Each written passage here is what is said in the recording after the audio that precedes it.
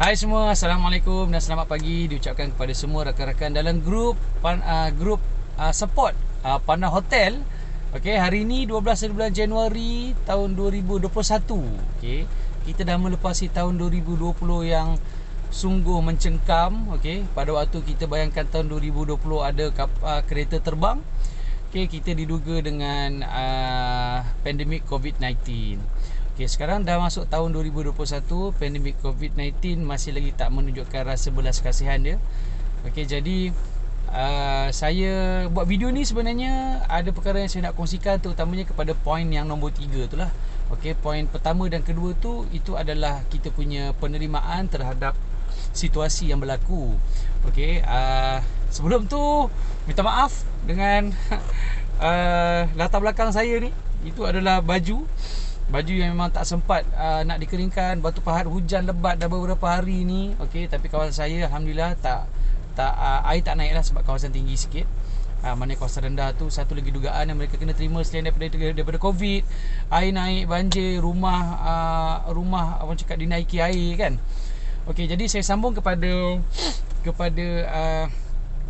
poin nombor 3 ni. Maknanya bila kita dengar saja PKP, apa yang berlaku adalah satu perasaan yang agak kurang selesa, terutamanya dari segi punca pendapatan.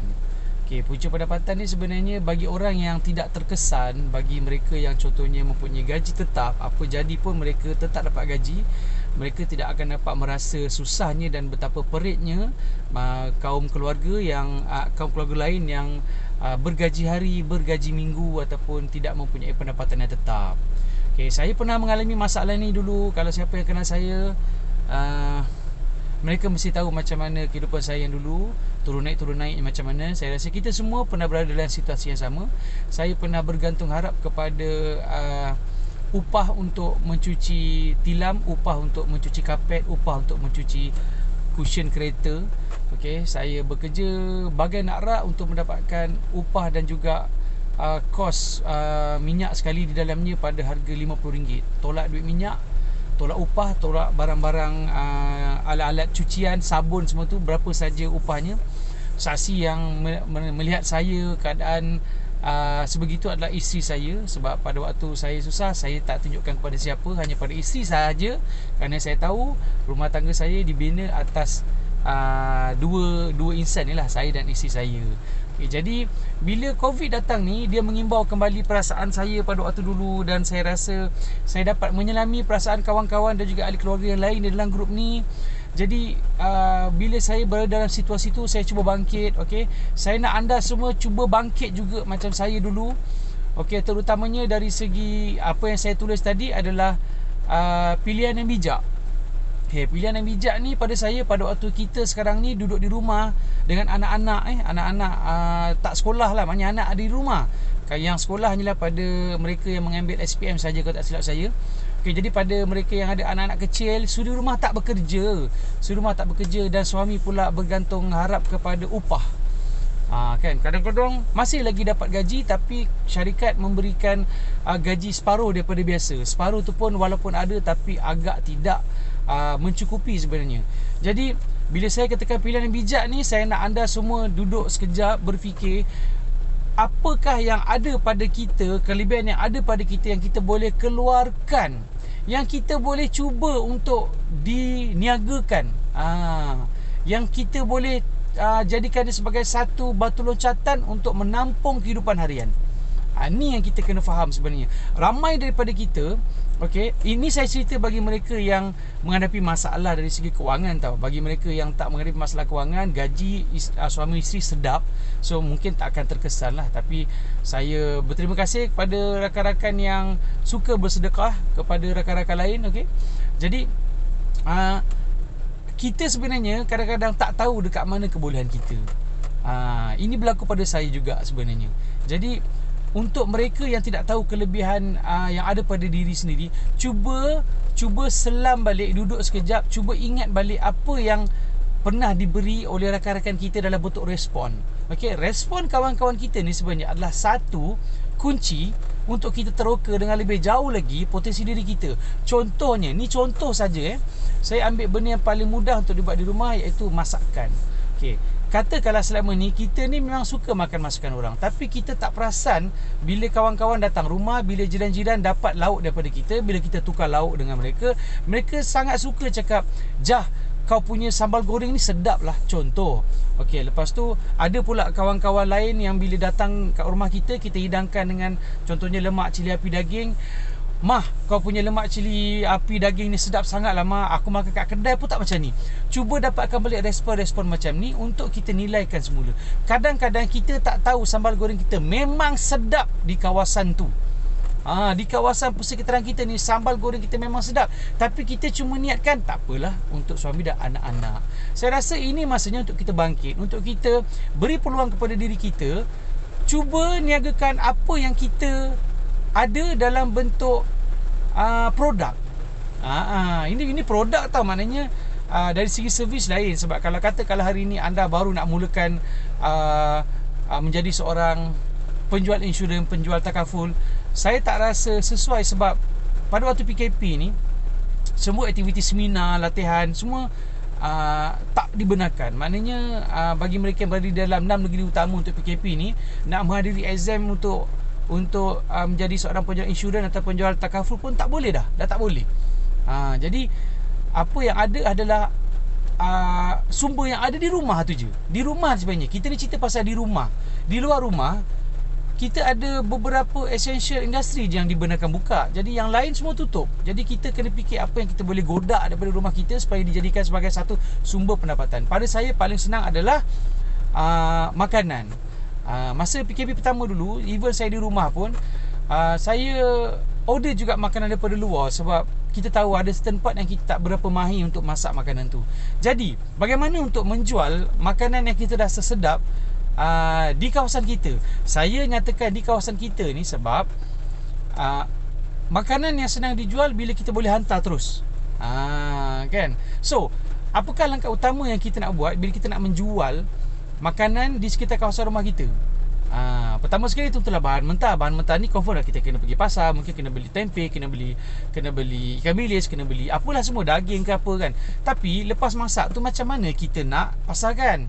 So mulai hari ni, bagi mereka yang nak tambahkan pendapatan, buang sifat malu, tambah sifat berani mencuba, rajin membuat research. Saya nak sentuh pada rajin membuat research ni. Yang pertama ni, kita kena ubah sendirilah. Tak ada orang boleh tolong melainkan diri kita sendiri. Tapi yang nombor 3 ni, research ni maknanya anda lihat di mana pasaran kawasan anda ni. Maknanya ada 2 cara paling mudah. Pertama, cuba dapatkan grup-grup WhatsApp tempatan. Grup-grup WhatsApp persekitaran kita ni. Macam saya, di taman saya ada grup WhatsApp. Okey. Pada waktu PKP ni, saya tak rasa grup-grup WhatsApp ni semuanya akan blok anda sekiranya anda memberitahu produk yang anda nak jual. Sebab PKP ni kita dah semua berada dalam satu perahu yang sama, bot yang sama, kapal yang sama. Okey. Yang kedua, cuba join grup-grup Facebook tempatan. Community, maknanya community. Kalau anda tinggal di Seremban, cuba cari community Seremban. Dan cuba kecilkan lagi grup tu. Kalau dekat Seremban tu ada taman, contohnya Taman Saujana, join Taman Saujana tu dan taman-taman persekitarannya. Sebab kalau ikutkan dari segi jarak yang dibenarkan melebihi 10 km kan, 10 ke 20 saya lupa. So masih lagi suami anda masih lagi boleh hantarkan makanan ni ke kawasan-kawasan taman yang berdekatan. Ini kita kena buat sebelum kita nak pasarkan sesuatu barang. Kita kena sediakan dulu platform tu. So kena rajin, kena cari, kena orang cakap kena build rapport. Maknanya kita kena join community tu. Kalau community tu kita join semata-mata untuk menjual pun tak guna. Kita join community tu, kita tonjolkan diri kita, kita berikan pendapat yang bernas, kita orang cakap berkomuniti dengan baik dalam grup Facebook tu. Orang akan kenal kita, orang nampak pendirian kita. Oh, dia ni memang suka cerita buat masak. Oh, dia ni memang suka untuk beri jamu rakan-rakan lain sebelum dia menjual produk tu untuk dapatkan feedback.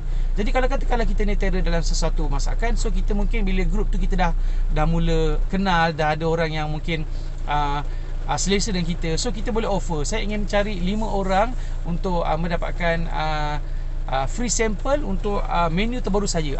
Free sample. Jadi orang dah mula kenal kita. Dia ni sebelum jual dia bagi free sample. Bagus lah. Aku nak cubalah. Jadi kita perkenalkan diri kita dan produk kita. Jangan malu-malu. Kita dah tak boleh berada pada fasa malu-malu lagi dah. Sebab kita memang dah kekurangan dana untuk menampung keluarga kita. Dari segi makan, pakai, bil, loan, semua ni kita kena fikir. Okey, kita suami isteri kena bersatu padu, dengan anak-anak pun kena bekerjasama benda macam ni. Kalau anak diperlukan untuk membungkus makanan, kita minta tolong mereka. Sebab di rumah tak buat apa-apa, baik buat duit. Sebab duit ni bukan pasal dalam erti kata wang, tak. Duit ni untuk kelangsungan hidup. Okey, itu yang saya buat dulu. Okey, itu yang pertama. Yang kedua, cuba cari platform-platform tambahan yang kita perlukan supaya kita boleh gerakkan produk kita ni pada satu tahap yang kita tak pernah sangka. Ini berlaku pada rakan saya Rizwan, seorang GrabFood di KL. Beliau memulakan produk menjual kerepek kentang sambal fenomena. Nama dia kentang sambal fenomena. Ada di dalam Shopee sekarang ni. Dan jualan beliau dah mencecah 1,800 kotak dah. 1,800 pack dekat 2,000. Jadi ini benda-benda yang kita tak sangka. Tapi mulakanlah dengan komuniti setempat. Bila dah dapat feedback semua, dah dapat apa semua, so kita tambahkan lagi kita punya platform. Buka akaun di Shopee. Dan kalau katakan ada rakan-rakan luar kawasan yang nak kita punya produk, kita dah boleh postkan benda tu melalui Shopee lah. Okey, ini bagi produk kering yang kita boleh post. Yang tak boleh post masih lagi terhad pada kawasan persekitaran. Tak boleh post lauk lemak cili api asam pedas di dalam Shopee, tak boleh. Okey, so untuk membuat pembelian boleh di Shopee, tapi untuk pengantaran fikirkan yang itu juga. So kalau anda faham maksud yang saya cakap tadi, usaha yang bijak, maknanya usaha yang bijak dari segi produk, dari segi harga, dari segi kita punya usaha. Cari kos yang rendah dan keuntungan yang maksimum. Maksud kos rendah, keuntungan maksimum ni bukanlah jual harga Yahudi. Bukan. Maknanya kita kecilkan kos kita. Maknanya mungkin pada waktu mula kita berniaga, upah kita tak ambil. Kita just untuk orang cakap perkenalkan dulu produk kita. Itu contoh. Alright, jadi dengan adanya Shopee ni sebenarnya, sebagai seorang seller Shopee, saya juga seorang seller Shopee. Pada waktu PKP ni, Shopee memang akan riliskan satu surat kebenaran yang mana kalau polis tengok pun, masuk blok polis kasih jalan. Saya ada orang cakap satu sertifikat daripada Shopee mengatakan saya ni seorang seller di Shopee, dan kalau ada barang di belakang tu yang membuktikan kita nak menghantar produk kita kepada courier service, polis akan beri kebenaran untuk jalan. Mulakanlah benda macam ni, sebab kita tak tahu rezeki kita di masa akan datang. Mungkin PKP ini juga satu batu loncatan yang besar kepada pendapatan keluarga kita di masa hadapan. Sekarang kawan saya ni selain daripada memandu Grab, memang dia menjual kentang sambal fenomena. Boleh tengok di Shopee. Sebab kenapa saya suka untuk beri penekanan ataupun highlight kepada poin yang saya cakap daripada tadi ni, sebab percayalah, saya tak yakin PKP 2.0 ni, 2.0 ni akan tamat dalam masa 2 minggu. Saya tak yakin. Kemungkinan akan tambah lagi 2 minggu, jadikan dia sebulan. Kemungkinan akan jadi 2 bulan. Kemungkinan juga akan jadi 3 bulan. So tak ada siapa yang boleh memberikan tarikh yang sebenar PKP ni akan tamat. Sebab COVID-19 ni adalah musuh yang kita tak nampak. Pada waktu kita ni rasa kita sihat, tiba-tiba kita dah tak sihat. Sebab benda tak nampak kan. Jadi sementara kita sihat ni, kita cubalah ikut SOP dan berniagalah. Sebab mungkin kita susah, tuan-tuan dan puan. Mungkin kita susah kat dalam perkampungan tu, kat taman tu, tapi keliling kita ada ramai orang senang yang memang boleh beli kita punya menu, boleh beli produk kita, boleh beli masakan kita. So jangan rasa ada ke orang nak beli. No, jangan fikir benda macam tu. Sebab kita susah, tak bermakna orang lain pun susah. Tak. Bila kita keluarkan kita punya kelebihan dan ada jualan berlaku, sebenarnya bukan kita saja gembira dapat duit, tapi orang tu pun dapat makan apa yang dia nak. Jangan terlalu negatif, jangan terlalu rendah diri. This is not the time untuk kita rendah diri. Ini adalah masa untuk kita bold, untuk kita keluar daripada kepompong. Cubalah, jangan rasa boleh laku ke, boleh laku ke. Kita cari orang untuk test sampel kita, bagi secara percuma. Jiran ke, ataupun mungkin orang kampung juga ke kan. Gunakan platform yang sesuai untuk dapatkan feedback. Okey, percayalah, kalau 2 bulan saja, daripada 2 minggu jadi 2 bulan, kita akan flop dekat rumah, kita akan collapse. So jangan tunggu lagi, cuba duduk sementara masih ada lagi baki simpanan ni. Kita cuba bermula dengan kecil-kecilan, bukan besar-besaran. Lebih-lebih lagi bila duit Aisina dah keluar ni. Malam tadi ada yang dah dapat pertama Ada yang dah dapat RM5,000 pertama ramai yang dah tunjukkan screenshot. Alhamdulillah malam tu dapat RM5,000. Sebab apa? Pengeluaran RM10,000. So undang-undang dia pengeluaran pertama adalah RM5,000. Lepas tu selama 5 bulan RM1,000 untuk baki RM5,000 tu. RM5,000 ni jangan ingat sedikit. Banyak bagi orang yang nampak peluang. Tapi bagi yang tak nampak peluang, RM5,000 ni sedikit je. Sekejap je dapat RM5,000, terus beli tu beli ni habis. Bagi anak, bagi keluarga yang punya anak seorang atau dua orang je, RM5,000 ni kalau ikutkan lah di bandar-bandar, contohnya di Johor Bahru, 2 bulan memang habis dah. Tak cukup dah sebenarnya macam tu. Jadi gunakan, orang cakap mungkin boleh buat kacang sambal, mungkin boleh buat siput sambal, mungkin boleh buat apa lagi. Kita boleh buat macam-macam lagi yang boleh bantu. Jadi saya harap anda semua cuba bangkit, tanya adik-beradik, tanya isteri, tanya suami apa yang kita boleh buat, dan teruskan usaha untuk menjadi pendapatan sebagai keluarga kita boleh survive pada waktu PKP ni. Terima kasih.